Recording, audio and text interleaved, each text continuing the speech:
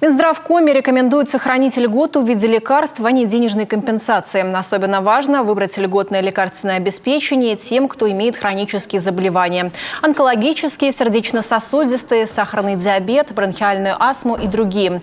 Получение в полном объеме необходимой лекарственной терапии влияет на качество жизни таких пациентов.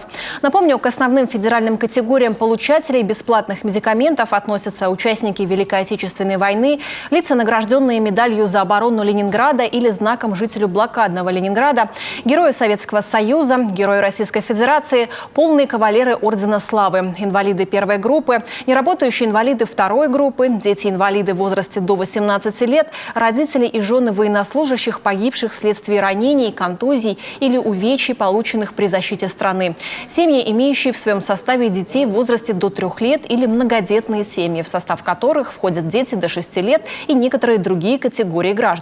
Предоставление бесплатных лекарств положено и гражданам, которые имеют следующие заболевания: ДЦП, диабет, гепатоцеребральная дистрофия, ВИЧ и ряд других заболеваний.